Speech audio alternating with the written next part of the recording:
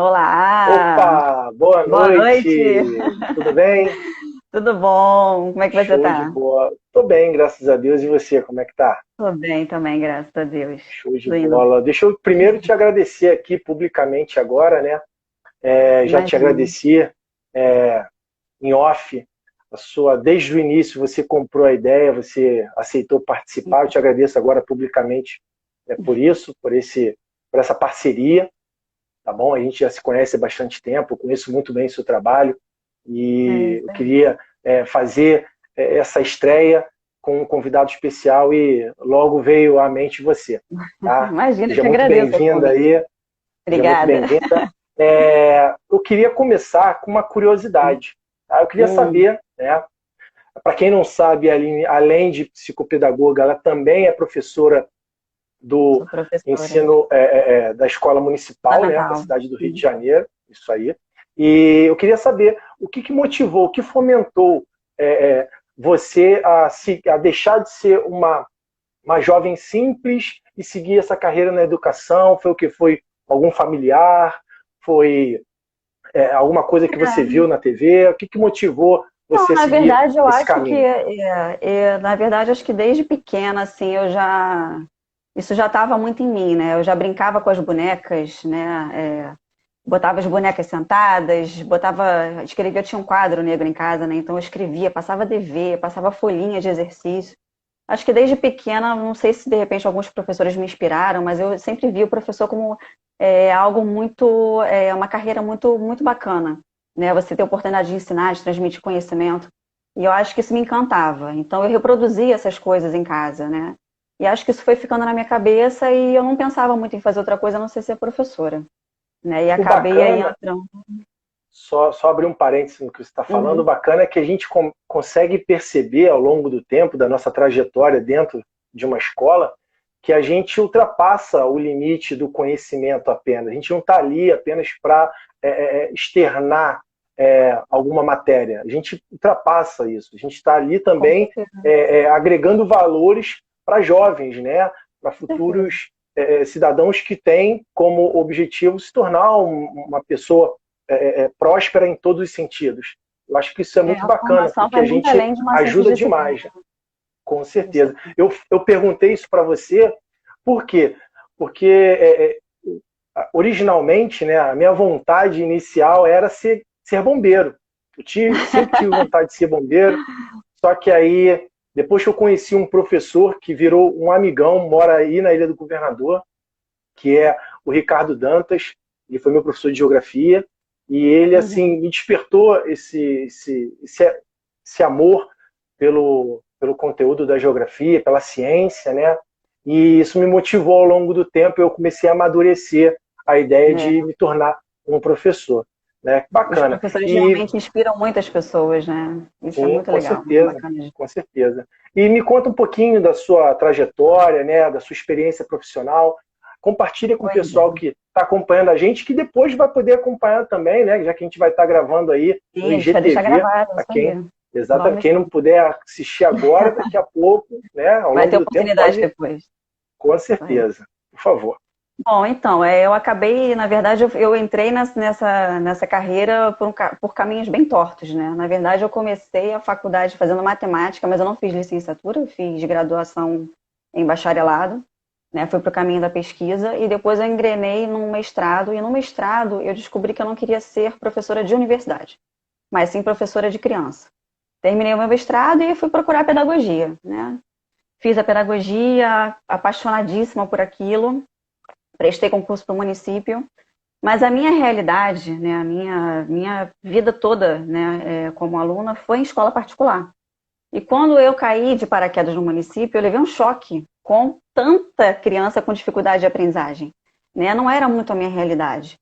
E eu fiquei tão desesperada, eu falei, meu Deus, como é que eu vou fazer essas crianças aprenderem? Porque o E jeito o como eu estava choque, acostumada, só te interromper mais uma vez, peço uhum, perdão por isso. E nada, o imagina. choque, para você, deve não ser somente a questão da criança, né, do aprendizado, mas também a questão estrutural, né? Isso chama também muita atenção, né? Com certeza, assim, as salas com muitos alunos, né? E no início eu até achava que isso talvez fosse o foco do problema, né? Uma sala com muitos alunos.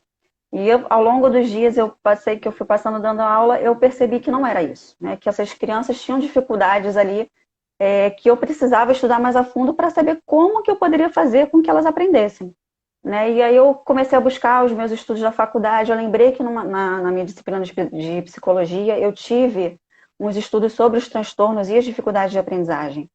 E aí eu fui buscar isso mais a fundo, estudar isso mais a fundo para ver o que eu ia fazer para poder intervir nisso.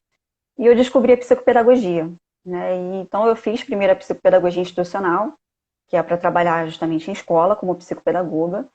Mas a minha paixão foi tanta, por isso, que eu acabei fazendo a psicopedagogia clínica e abri meu consultório, que é a paixão da minha vida, né? Realmente a carreira que eu quero seguir, né? Até os fins aí dos meus dias aí. E Legal. foi uma paixão, E assim. você tem o seu consultório fica localizado em que Meu, bairro? meu Compartilha consultório com a gente. é aqui na Ilha do Governador, no bairro da Portuguesa. Eu dou aula também aqui na Ilha do Governador, então é tudo aqui próximo. Eu estou dando agora muita consulta online por conta da pandemia. Também já estou atendendo presencial, porque algumas crianças já estão vindo já, né?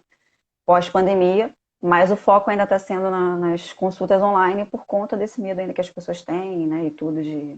Eu ia te Aí perguntar isso tá, agora. Nesse período de pandemia, você tem feito muito atendimento online? Você está tenho feito. disponível para atender Sim, também pessoas de sim, fora do sim, com estado? Até certeza. porque a tecnologia É. permite isso para a gente, não é Isso verdade? facilita bastante. Algumas pessoas já me procuraram de fora do Rio também, né, para isso, né? A próprias psicopedagogas também, porque a gente tem um trabalho também de supervisão de outras psicopedagogas, né? Como a gente tem alguns congressos e tudo, a gente acaba conhecendo muita gente e busca sempre estar se aperfeiçoando. Então, na insegurança, às vezes, de fechar um diagnóstico, a gente sempre faz uma supervisão. Então, outras psicopedagogas me procuram também para fazer supervisões. E aí, essa questão online está facilitando bastante. Você está criando também, recentemente, você acabou criando um canal, não é verdade? Para que você Criei pudesse dar dicas, né, para os isso. pais, para os Criei, se responsáveis de chama forma geral. Psico da Pedagogia Aline Oliveira, né? Quem quiser procurar lá no YouTube, Psico da Pedagogia Aline Oliveira. Lá tem uns vídeos bem bacanas. Eu falo muito sobre rotina de consultório, falo sobre os transtornos de aprendizagem, dou algumas ideias também de estudo, de atividades para fazer. É bem bacana. Tá começando aí no canal, mas já tem bastante coisa lá. Ah, legal, legal. Tudo tem um começo, né? Tudo tem começo.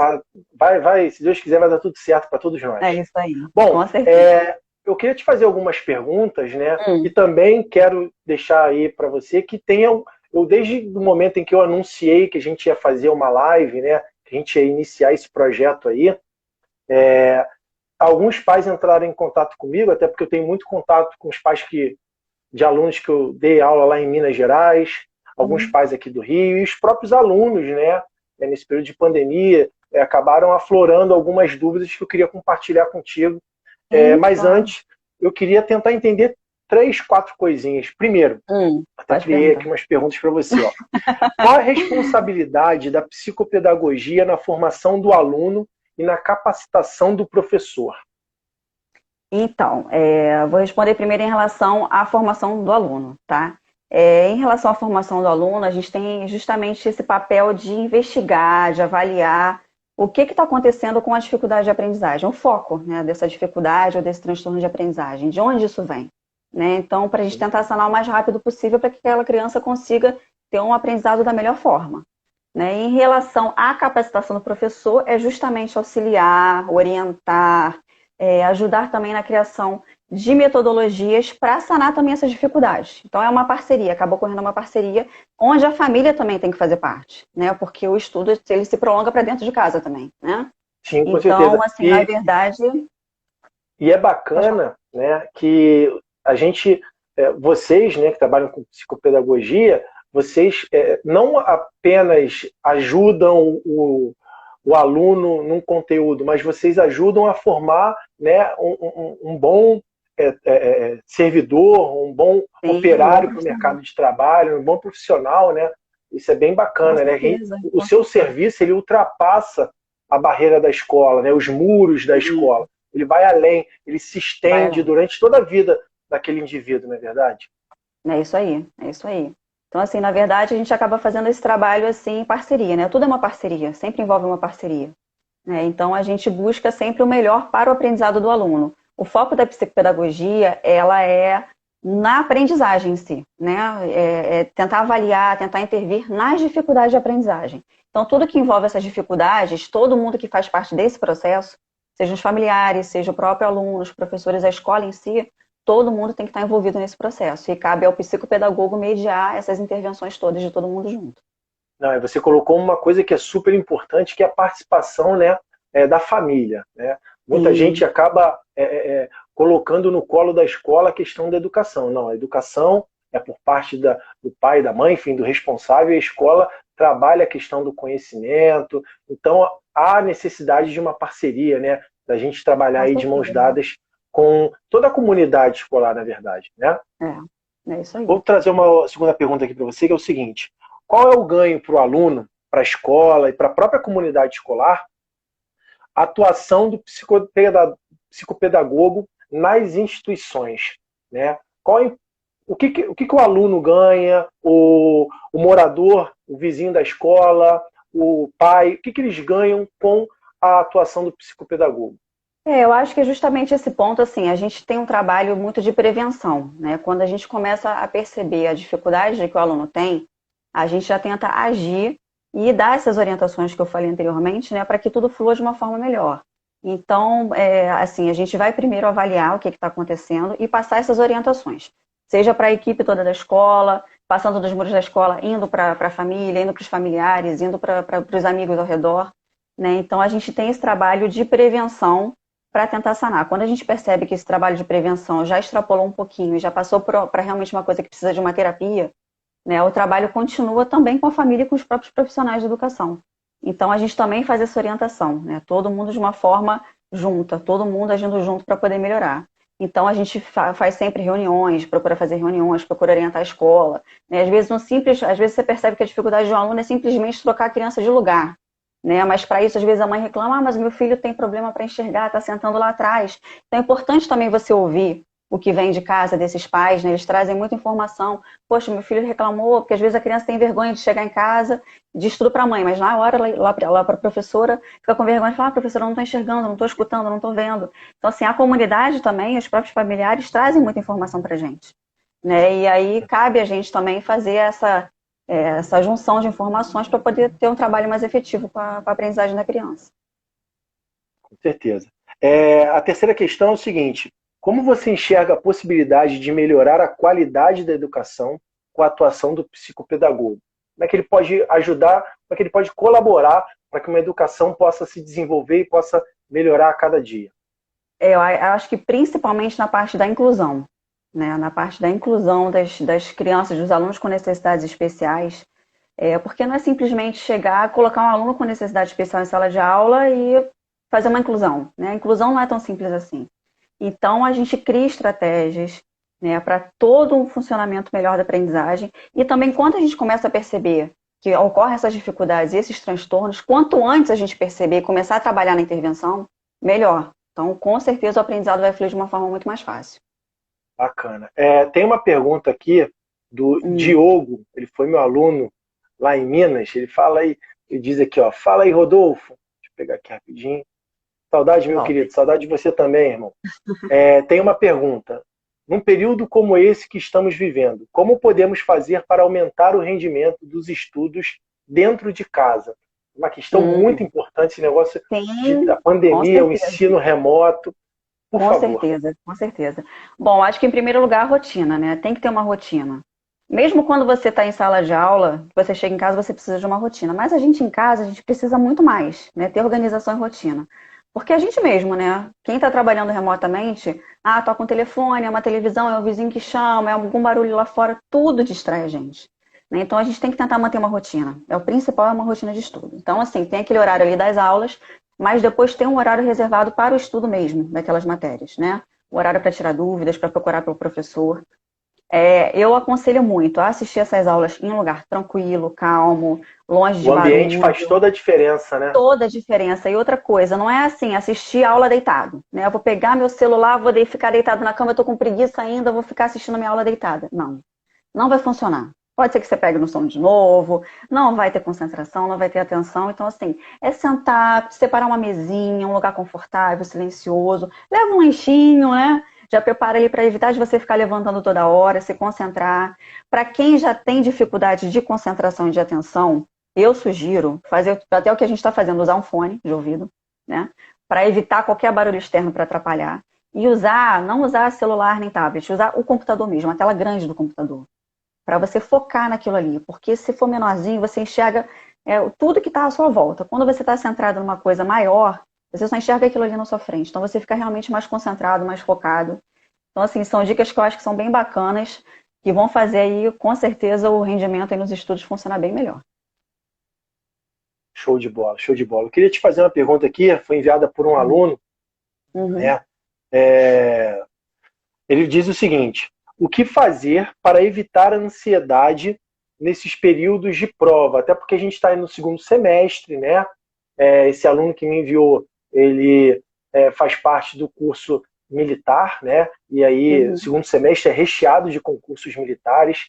Além, né, essa dica serve não somente para concurso militar que está batendo na porta, mas, por exemplo, para o Enem, né, que geralmente é no final do ano, você vai ter uma mudança de data agora, você tem as avaliações, os exames, os vestibulares de final do ano. Está se aproximando esse período, o que fazer para evitar a ansiedade, o que pode acabar prejudicando, né, o rendimento dele? A ansiedade realmente acontece, né, tanto dos próprios alunos quanto dos familiares. Eu acho assim que em relação aos familiares, tem que ter realmente uma cobrança, mas assim, evitar aquela pressão, né? Porque você tem que passar, porque você tem que isso, você tem que aquilo. Não, tem que ter todo um apoio aí, né? Porque a ansiedade é uma coisa que já causa um certo prejuízo. Então, assim, os pais têm que tomar muito cuidado, né, ao passar essa ansiedade para os filhos. Então, assim, é cobrar, mas sem pressionar, né? E em relação aos próprios alunos, é tentar realmente manter essa rotina de estudo, para não chegar na véspera da prova e achar que não estudou nada, ficar nervoso e gerar uma certa insegurança. Então, se você mantém uma rotina de estudo, você se sente muito mais seguro para poder chegar lá e fazer uma boa prova, né? Outra dica importante é, assim, não se preocupar com a concorrência, né? Mas meus amigos da escola estão estudando mais, eles vão fazer para a mesma área do que eu, são mais inteligentes, vão tirar uma nota melhor.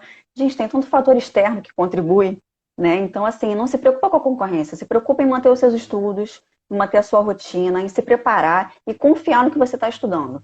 Porque eu acho que você concorre mais com você mesmo do que com qualquer outra pessoa, né? Porque se você não estiver preparado, não estiver bem, não adianta, né? Então, você não tem que contar que o outro vai melhor ou vai pior do que você. É realmente você manter essa rotina de estudo para se sentir seguro para fazer uma boa prova e não ter problema nenhum. Eu sempre converso com os meus alunos o seguinte, falo, gente, se você, no início do ano, estender até o final do ano essa ideia de você, todo dia, ao chegar da escola, do cursinho, enfim, do estudo, e você fizer uma prática de 2 horas por dia, cara, vai enriquecer o seu conhecimento de uma forma tremenda. Então você não precisa se matar, você não precisa se matar, ficar 10 horas nem deve. Você não deve sobrecarregar. E outra coisa bacana também é assim, você tem uma vida paralela, né? Você não precisa viver do estudo, porque é importante sim fazer uma atividade física, se alimentar bem, comer bem, dormir bem. Tudo isso funciona, né? Então, assim, não adianta você chegar e falar assim, minha prova é daqui a 3 meses, eu vou só em 3 meses viver para o estudo. Não, você vai pirar, né? Você precisa ter vida, né? Então, assim, faça uma atividade física, é muito bom até para ansiedade, faz uma atividade física, se alimenta direitinho e mantenha essa rotina de estudo. E aí tudo vai fluir. Com certeza. Outra coisinha aqui, que essa é agora uma pergunta minha, né? Como ajudar jovens que ficam indecisos na hora de decidir uma carreira? Por que eu estou te perguntando isso primeiro? Primeiro, eu vou até antes agradecer a participação do Diogo aí. Muito obrigado pela sua pergunta. Obrigada, Diogo. Um abração. Qualquer dúvida pode perguntar de novo. Por favor, gente, fiquem à vontade aí para perguntar para a Aline, por favor, tá? Ela está aqui para isso mesmo, para ajudar. Bom, a pergunta é o seguinte, né? Por que eu perguntei isso? Por que é importante isso, né? Alguns anos atrás, enquanto eu estava trabalhando em Minas, eu trabalhava com curso pré-vestibular, e me chamou a atenção uma história, né? Óbvio que eu não vou aqui dizer o nome da menina, mas ela estava indecisa, e aí, na hora que ela veio conversar comigo, eu achei que ela estava indecisa entre serviços bem próximos, mas não, ela estava indecisa entre veterinária e direito, coisas bem antagônicas, né? E o que fazer para nortear uma pessoa que, como ela, acaba indecisa, né, na escolha de uma atividade profissional? Eu acho assim, quando você. O caso dela é mais particular, mas assim, quando você não tem noção, ideia do que você quer fazer, né? Eu acho que você tem que começar com a seguinte diretriz, né? O que eu gosto de estudar na escola? Que tipo de matéria que eu gosto, né?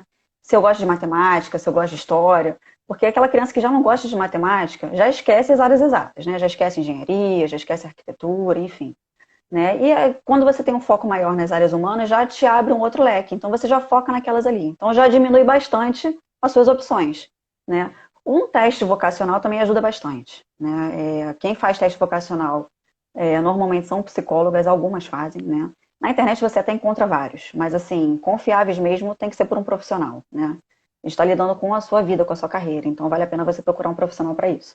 Mas Você você não já está comprando decidiu uma ali. bala, né? Exatamente. Não é tão simples assim, né? Então, assim, procura, claro, você pode ver uma coisa ou outra na internet, até para te dar um norte, mas assim, é a sua carreira, então procura um profissional especializado para isso. Né? Mas eu acho que você já pensando no que você gosta de estudar, já facilita bastante. No caso dela, que estava em dúvida entre duas coisas bem diferentes, né? Quando a pessoa está em dúvida entre duas carreiras, eu já estive nessa dúvida, né? Muitas vezes, quando está em dúvida entre duas ou três, o que eu acho bacana? Né? Primeiro, você procurar os profissionais daquela área. Por exemplo, ela estava em dúvida entre veterinária, né? Veterinária e direito, Veterinária não é e isso? direito. Isso. Então seria bacana ela conversar com alguns veterinários, mais de um, né? Porque cada um também tem uma visão. Conversar com advogados, juízes, enfim, profissionais das áreas que ela está na dúvida. Pô, E, isso eu acho se sensacional, possível, né? Porque porque assim, tira aquela venda que a pessoa possivelmente poderia ter, né? com certeza, porque uma coisa é o que você acha que você vai trabalhar, como você acha que você vai trabalhar com aquilo. Outra coisa é você ver a opinião de uma pessoa que está ali no dia a dia vivendo aquilo. Né? E o que eu acho mais legal ainda é quem tem oportunidade, né, de tentar passar um dia num local de trabalho desse. Né? Se ela conseguir, por exemplo, passar um dia numa clínica veterinária para ver como é que é a rotina, né? Passar um dia no fórum, no escritório de um advogado, claro que se for possível, né? Eu acho mais interessante ainda. Porque na prática, às vezes a sua visão muda completamente.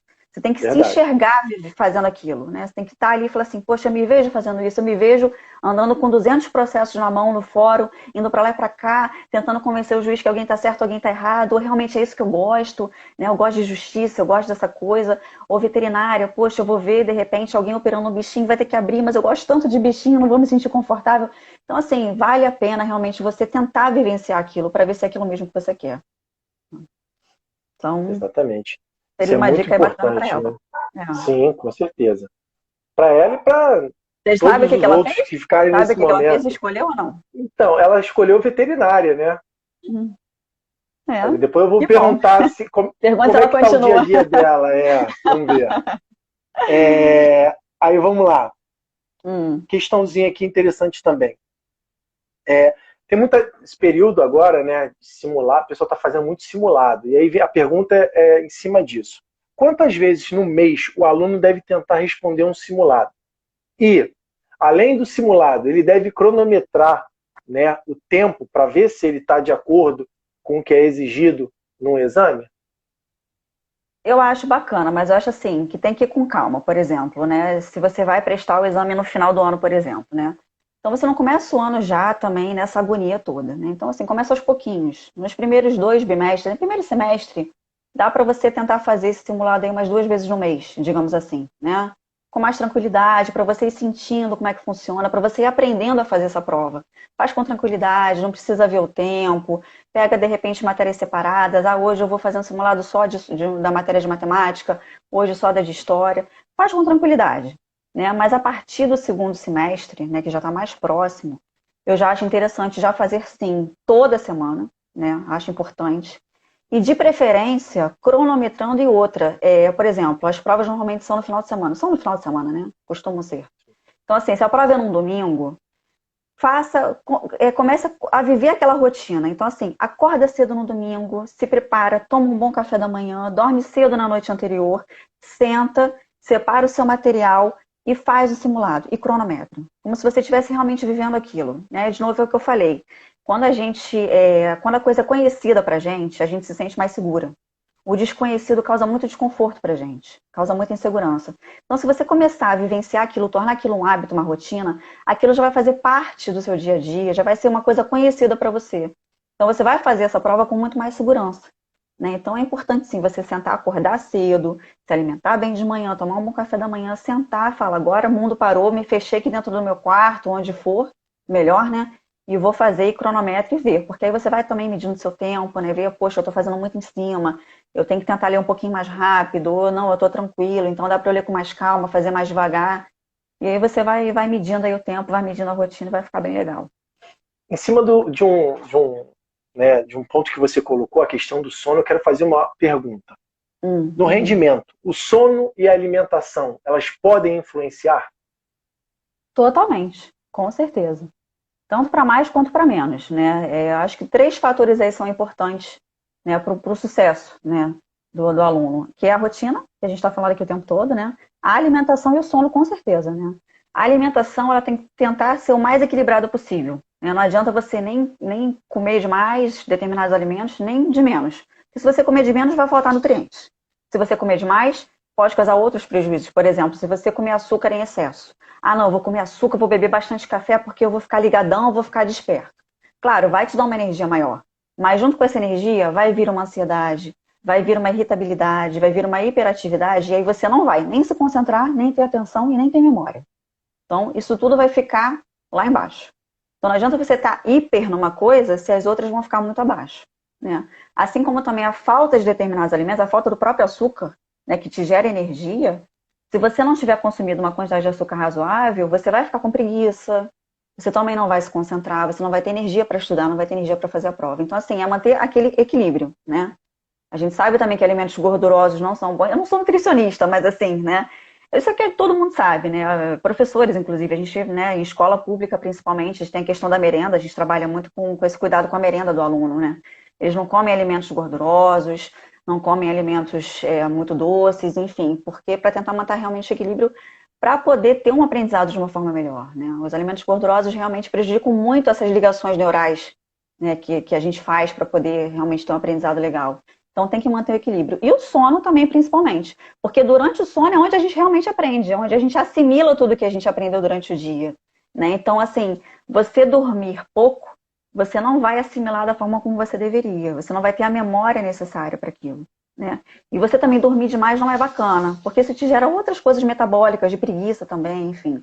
E uma dica bacana, né, que eu acho muito legal aí para quem está principalmente nessa fase de prestar concursos e tudo, é a famosa sonequinha da tarde. Essa sonequinha da tarde, ela é fantástica. Esses 15 minutinhos, é muito boa, é muito boa. É 15 minutinhos depois do almoço, mas assim, é de 15 a 20, não deixa passar muito também não. É só quer ficar aí 2, 3 horas aí, não. Não, aí já era, não, aí não dá. Mas assim, aqueles 15 minutinhos para a criatividade, para a memória, é fantástico. Você acorda outro. Não precisa nem dormir, porque você não entra naquele estágio de sono profundo, você só dá aquela descansada, o seu cérebro dá aquela diminuída, para pegar uma energia para voltar para o trabalho pesado. Então, assim, essa sonequinha da tarde de 15 a 20 minutinhos é uma dica, recarrega totalmente. Quem pode tirar essa sonequinha, tá bem. Passa, hein? Tem uma pergunta aqui de um grande amigo, foi um aluno meu, hoje é um grande amigo, é o Estevão, lá de Itaúna. Um abraço, Itaúna, Estevão. Seguinte, ó, o que é mais importante? A felicidade no que faz ou a felicidade financeira? Obrigado desde já pela pergunta e participação. Olha, eu vou te ser bem sincero, é muito complicado você fazer uma coisa todos os dias que você não gosta, né? Claro que o dinheiro é muito importante, mas vai também da necessidade de cada um, obviamente, né? Mas eu acho que assim, para uma carreira, você escolher uma carreira só por questões de dinheiro, você pensar que você vai fazer uma coisa que você não gosta a sua vida toda, eu acho uma tortura, né? Então, assim, eu acho que tem outras formas de você ganhar dinheiro dentro daquilo que você faz. Eu acredito que um bom profissional, ele consegue alcançar um sucesso dentro da profissão dele e, consequentemente, sucesso financeiro, né? Então, assim, as carreiras, por mais que elas pareçam limitadas, nem sempre são, né? E a gente tem hoje em dia aí essa questão toda da digital, né, que a gente está vivendo, essa área digital, que está abrindo um leque para as pessoas muito grande. Então, assim, é uma oportunidade que está surgindo para todas as carreiras de ampliação e de ganhar dinheiro realmente. Então, eu acho assim que é muito complicado você só por dinheiro, porque você vai acabar que você não vai trabalhar bem, você não vai render bem. Pode ser que você não mantenha seu emprego por causa disso. E aí, o que Exatamente. que te É até custou, entendeu? interessante, até a gente abrir um parêntese aqui, para quem está, né, traçando aí, tentando trilhar a partir de agora uma carreira, iniciando esse período. Gente, você tem que escolher o que te agrada, porque você passa de 24 horas, de um dia inteiro, você passa mais de um terço dele, mais No da trabalho. metade dele você passa no trabalho, Sim, entendeu? Então você tem que estar num ambiente que te dê prazer, com porque você certeza. vai estar num ambiente onde o salário é bom, mas você fica chateado, você pode ganhar É, você se bem, frustra, você que se na aborrece. verdade, entre aspas, você vai continuar ganhando mal, sabe? Uhum. Você não vai te satisfazer aquele lugar, aquele trabalho. Então é muito Com importante. certeza. É isso aí. E é isso. E quando você faz bem feito, você tem chance de crescer na sua carreira, sim, e conseguir, com certeza, aumentar o seu salário, conseguir alcançar outras formas aí de conseguir aumentar financeiramente. Então, eu sou muito mais a favor de realmente ter sucesso profissional aí, não sucesso financeiro. Com certeza. Eu queria te fazer agora uma pergunta para Hum, emendar numa proposta que eu trouxe, né? Que é a questão do tá bom. cinema.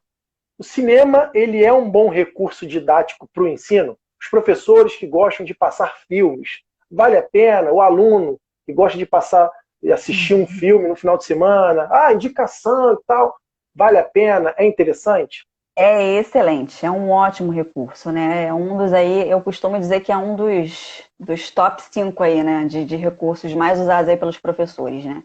E ele é usado por professores de vários níveis, né? Desde a educação infantil até faculdades, enfim, até dentro do trabalho mesmo. Tem muita empresa que passa filme para os seus funcionários, né?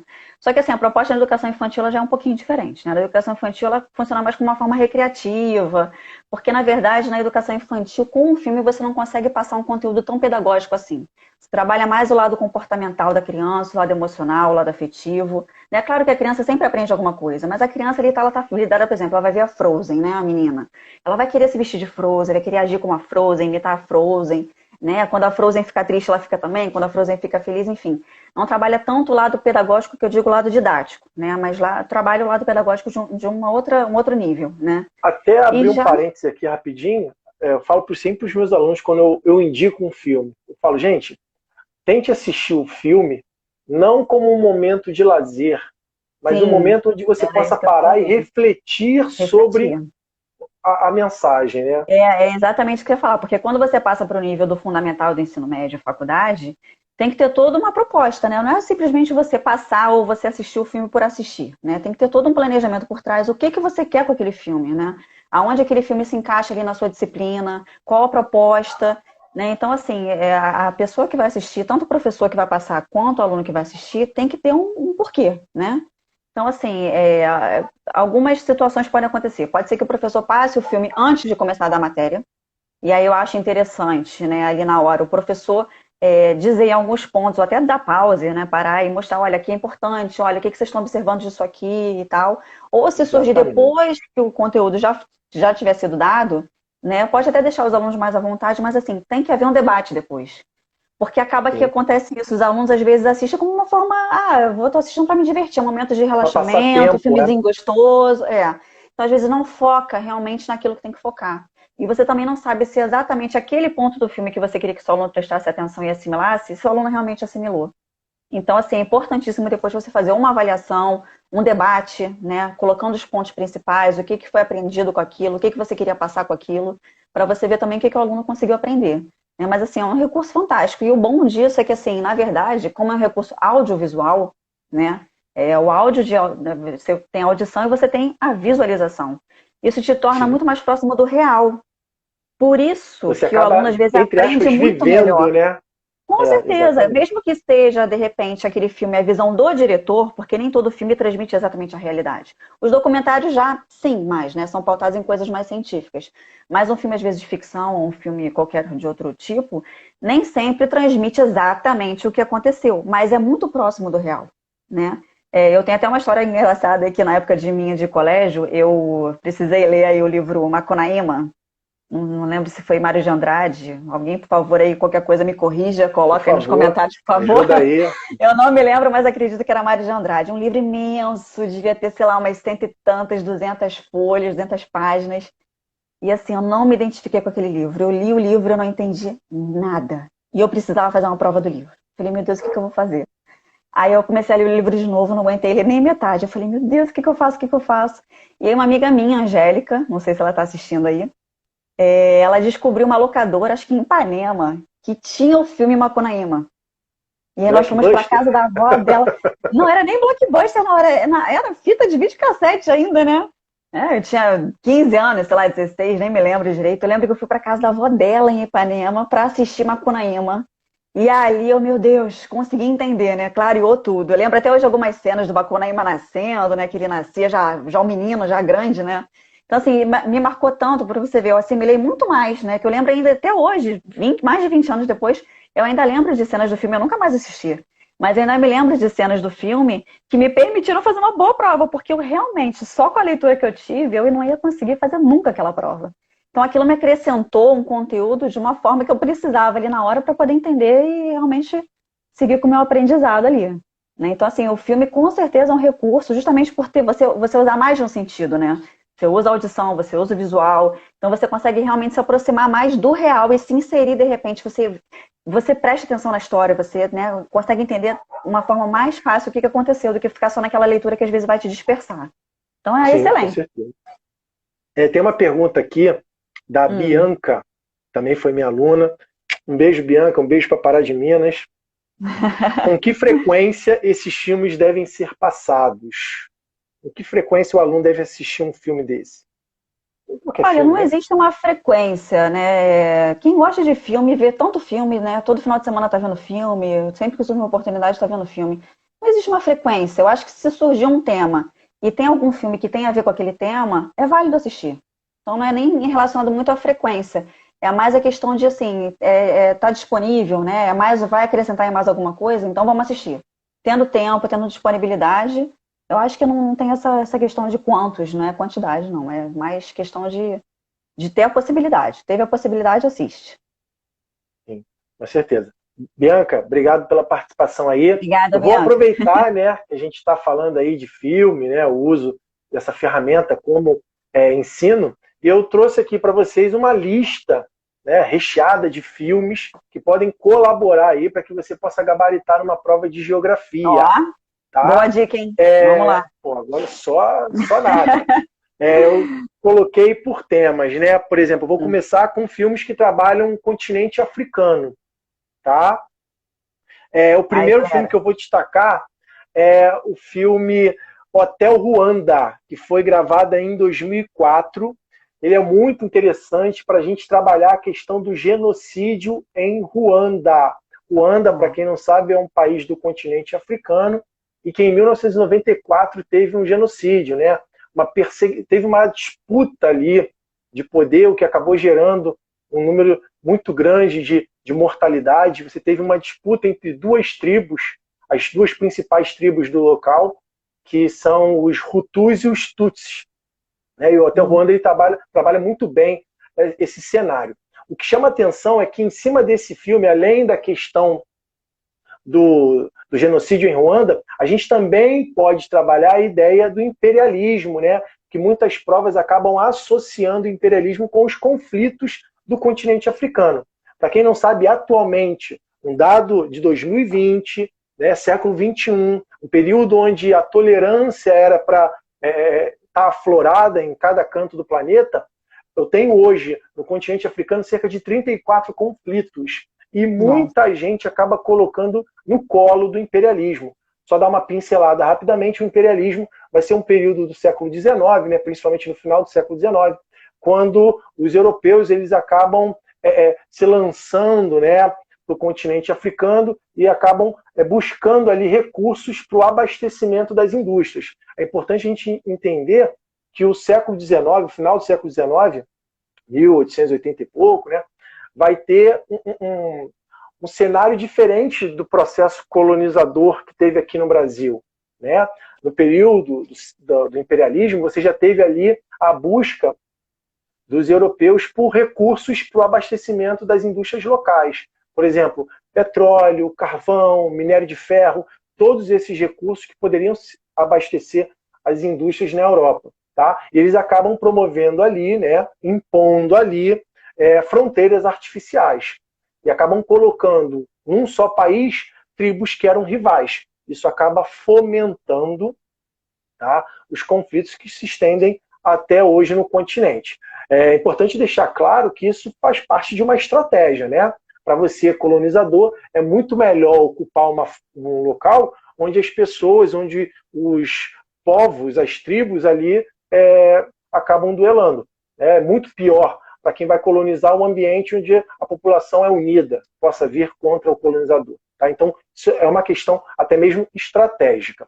Tá? A gente pode destacar também outro filme que é muito interessante, tá? Que é o Adu, que é um filme que é interessante para você trabalhar a questão dos fluxos migratórios. Ele é recente, está na Netflix, ele é de 2019, tá? A galera da é um Netflix filme... já pode pegar hoje para assistir. Ó, por favor. É um filme...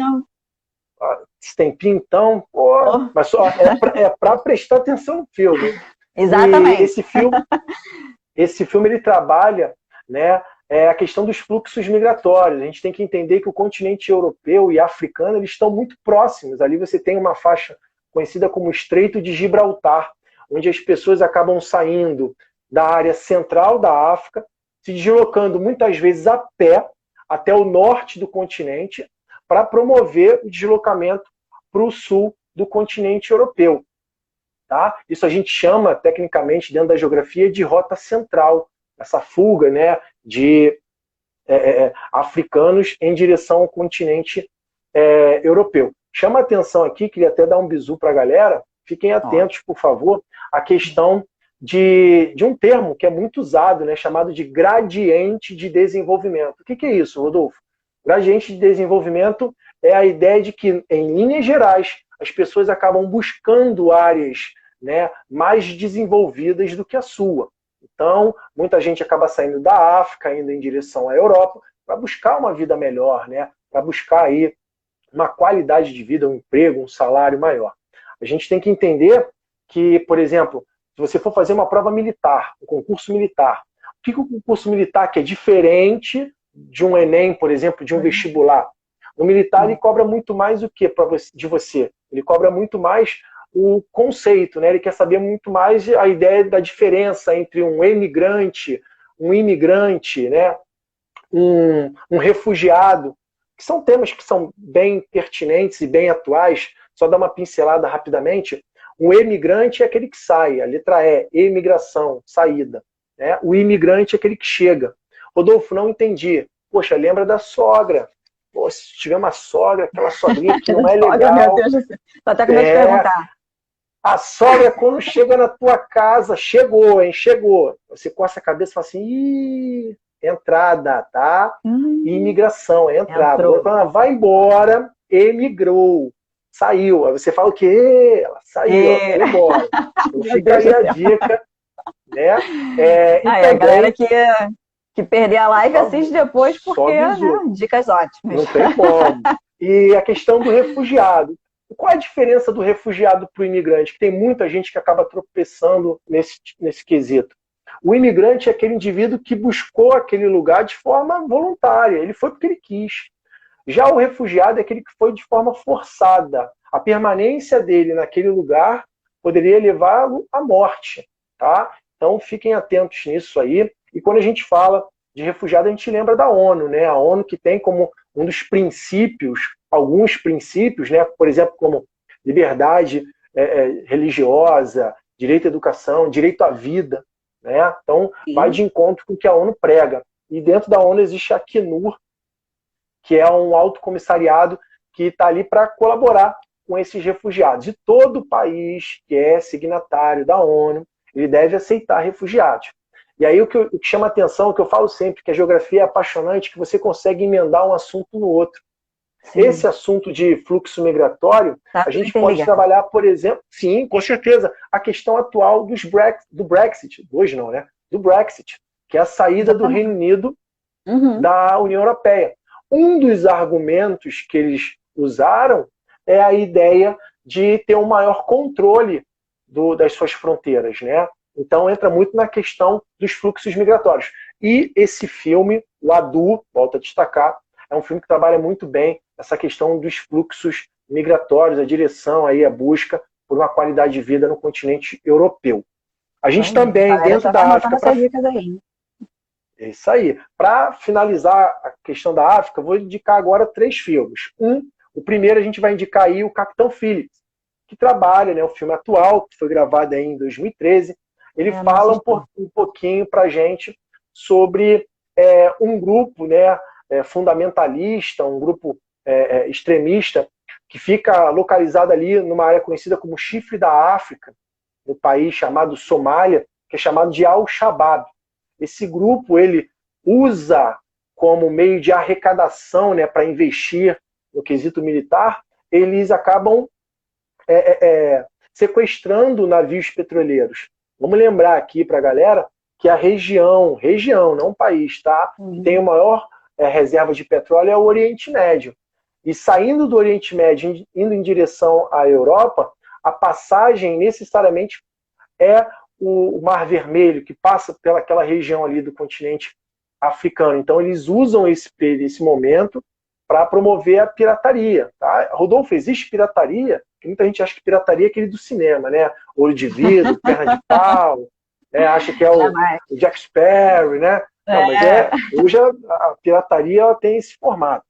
E para assim finalizar, eu vou indicar 2 já emendados, que é a questão do Mandela, Longo Caminho para a Liberdade, que trabalha a questão do apartheid, né? A ideia da segregação a segregação racial, que foi implantada na África do Sul, tá? Conta a história do Nelson Mandela, que luta pela igualdade entre os povos, né? E também o Invictus, já também trabalha a questão do apartheid, mas já no final, no caso o Nelson Mandela, ele aparece aí como presidente, né, do território sul-africano, tá bom? Quando você fala de Brasil, a gente pode destacar alguns filmes aqui que são bem interessantes. Eu vou primeiro falar, por exemplo, do Que é Isso, Companheiro. Isso aí já não é tão novo, né? Muito pelo contrário, é do século passado, né? 1997. E ele fala sobre a luta armada. Exatamente, não conta com ninguém, não. Ele fala sobre a luta armada no Brasil.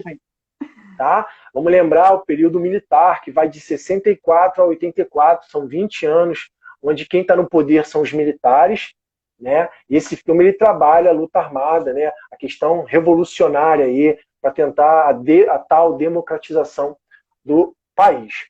Um outro filme também que, quando a gente fala de Brasil, é interessante, é a questão do Getúlio. Getúlio, que é um filme para estudar o final da Era Vargas.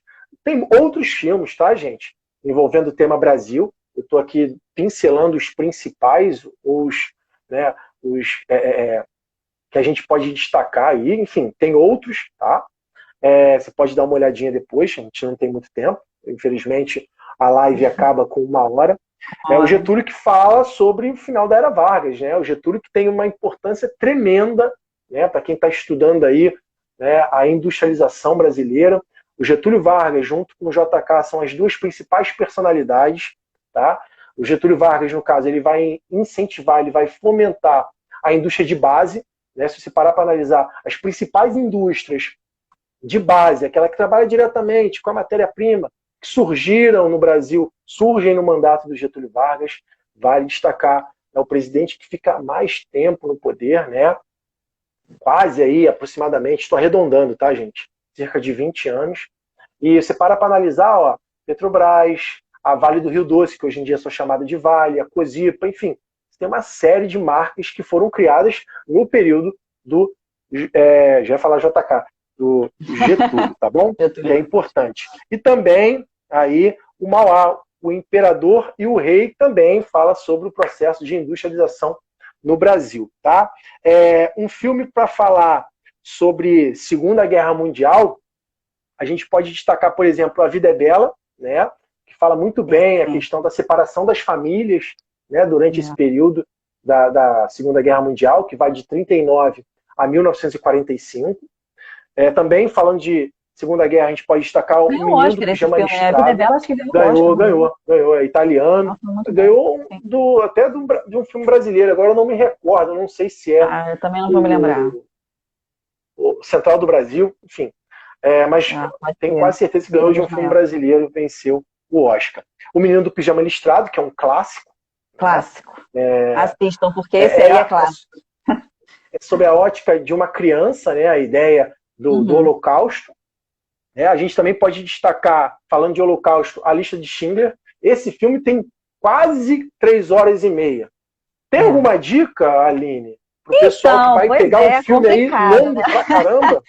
Olha, eu sou uma que, assim, eu confesso que eu não consegui assistir inteiro, né? Mas, assim, para quem está nessa fase aí de concurso, de aulas e tudo, né? É um filme excelente, realmente, né? Mas para quem tem dificuldade realmente de se concentrar, ou para quem tem essa questão do tempo, até quando você vai passar em sala de aula, pode fazer como se fosse uma série, né? De repente divide aí meia horinha por dia, em uma semana você assiste, né? Separa em meia horinha diárias aí, até em sala de aula ou em casa mesmo. A gente assiste tanta série no Netflix, né? Então, assim, até para não cansar a sua mente, porque é um assunto é um filme bem pesado, né? Um conteúdo bem pesado. Então, assim, de repente, para quem tem essa dificuldade aí em se concentrar, né, já que tem que prestar bastante atenção, você tem que realmente focar no filme. Então, assim, vai como se fosse uma série. Dá uma quebradinha aí em alguns capítulos. Aí, galera. Agora não tem argumento de é grande, é longo. Não, pode assiste como se fosse série, porque vai.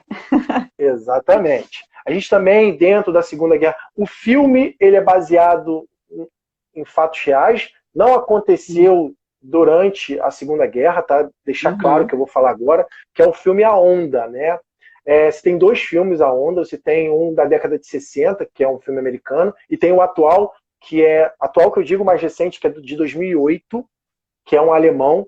Indico você assistir O Alemão, tá? Os 2 são sensacionais, mas indico você assistir O Alemão, que conta a história do professor de história que tenta aí implementar, né, ideias nazistas dentro da sala. Tá? É interessante que você consegue observar o poder de manipulação, o poder de organização que o nazismo vai ter. Tá? E para finalizar, tá, eu queria passar para vocês também filmes não tem um tema específico, né, uma ideia específica de fala de Brasil, fala disso. Não, é um filme bom para geografia, que são tempos modernos, um clássico também, preto e branco, que você pode falar aí sobre a questão dos modelos de produção, né?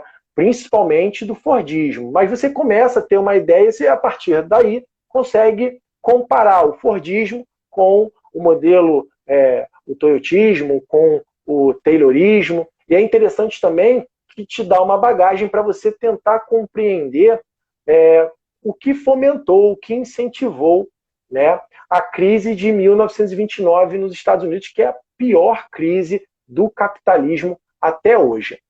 Bom, Aline, infelizmente eu não vou conseguir falar tudo, né? É uma lista enorme. Né? O nosso papo está excelente, adorei. Muito obrigado mais uma vez. A gente vai ter que encerrar. Nossa, eu que agradeço. Tá? Galera, brigadão por acompanhar. Obrigada, gente. Obrigada pelo convite. Obrigada aí todo mundo. Valeu mesmo. Fiquem com Deus, todos vocês. Um beijo, um abraço. Até a próxima. Tchau, tchau, boa noite. Tchau, tchau.